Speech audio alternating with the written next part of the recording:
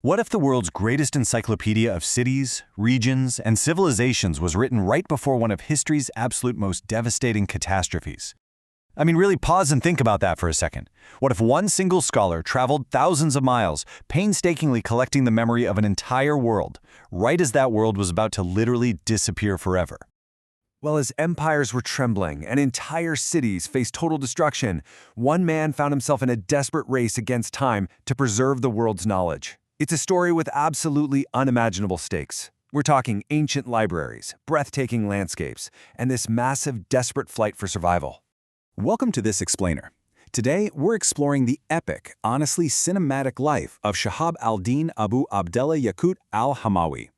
He was a legendary Muslim geographer, a historian, an avid traveler, and the author of one of the greatest encyclopedias ever written.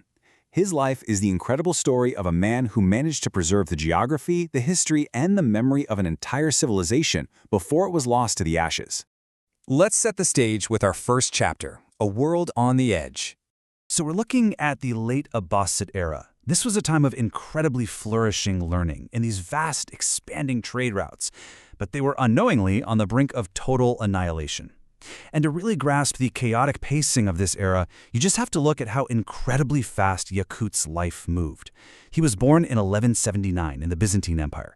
He gains his freedom in 1199, finds intellectual sanctuary in Merv by 1216, and then boom, just 4 years later, he's running for his life from the Mongol advance. Which brings us to his origins, from captive to scholar. You see, Yaqut's journey didn't start in some privileged, ivy-covered academic hall. It actually began in chains. He was of Greek parentage, which is why you'll sometimes hear him called al-Rumi, meaning the Roman or Byzantine. When he was just 5 or 6 years old, amidst all these turbulent conflicts, he was captured in war, ripped from his family, and transported along the slave trade routes all the way to Baghdad. Now, once there, he was purchased by a merchant named Yaqut al-Hamawi. But Yaqut wasn't highly educated himself, and he really needed someone to manage his accounts. Recognizing this young boy's brilliant potential, Yaqut actually invested in Yaqut's education, training him in Arabic grammar, literature, mathematics, and trade. Now this highlights a really fascinating social structure of the time, the Mawla system. Enslavement within urban households could sometimes act as an engine for meritocratic social mobility. As a Mawla, or client, Yaqut was integrated into society. This relationship with his master gave him a chance for personal development and even financial agency. Eventually, after a disagreement, he was formally manumitted, freed right around 1199. And this is the turning point, because it allowed him to become an independent bookseller and a fully dedicated scholar.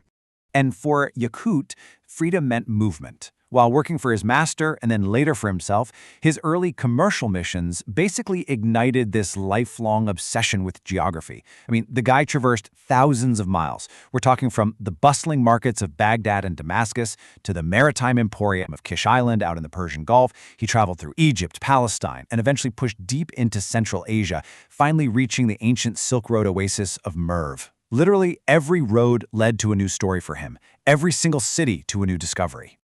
And that leads us to a truly magical place, the libraries of Merv. So around 1216, Yaqut arrives in Merv, which is located in modern-day Turkmenistan. And honestly, for a lover of books, Merv was absolute paradise. The sheer scale and liberality of the city's intellectual wealth is just staggering. Merv housed 12 public or endowed libraries. This was one of the highest concentrations of books anywhere in the medieval world. You had the Great Mosque Library sitting there with over 12,000 codex volumes. You had the Nizam al-Mulk completely curated by professional librarians.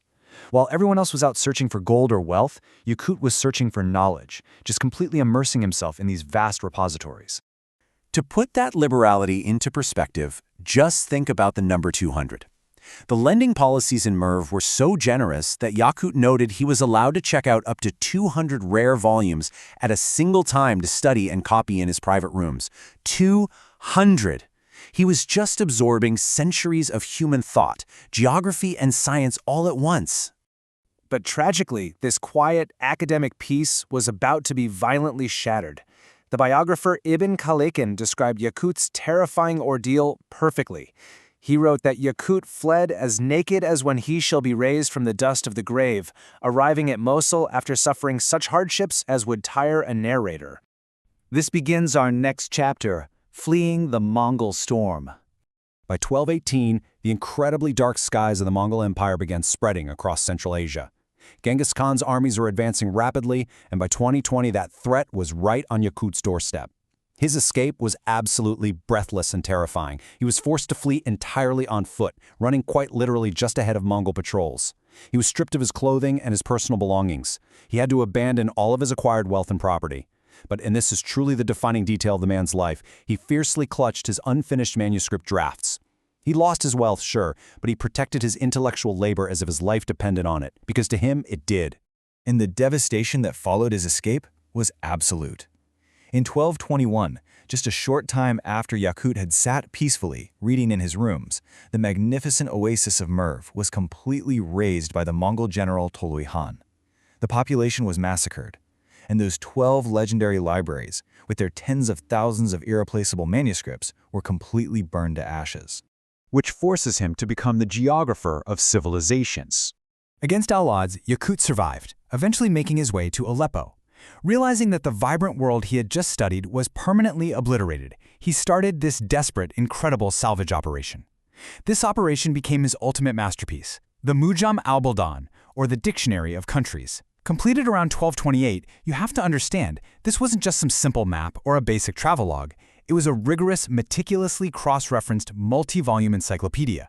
It cataloged thousands of cities, rivers, and mountains, all organized in strict alphabetical order.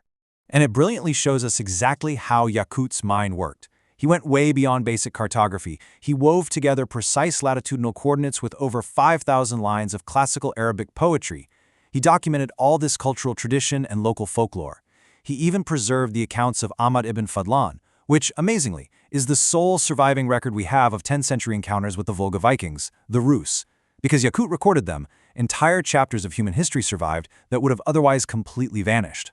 He also revolutionized scholarly methodology. Yaqut systematically rejected fables and random myths. Instead, he relied heavily on empirical observation.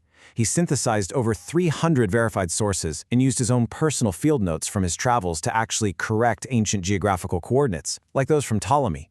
He deeply understood that geography wasn't just about drawing lines on a map to mark places. It was about the people, and documenting it required serious scientific rigor.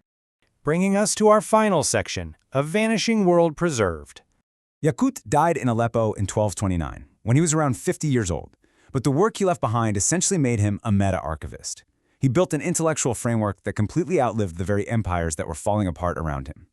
I think he summarized his own philosophy perfectly when he wrote, "If scholars had not concerned themselves with historical reports, the beginnings of knowledge would have become corrupt and its ends would have perished."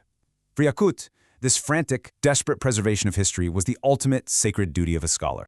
And his legacy bridges the past and our present in just incredible ways. Think about this.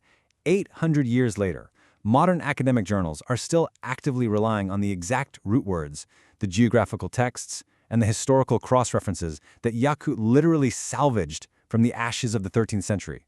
That is a real game changer. Which leaves us with a pretty profound thought to consider today. If a young enslaved boy named Yaqut hadn't been taught how to read, if he hadn't checked out those 200 books in Merv, if he hadn't survived the terrifying Mongol storm clutching his unfinished drafts in his bare hands, well, how many chapters of human history would simply be a blank page today? It's wild to think about. Thank you so much for joining me on this explainer, and keep exploring.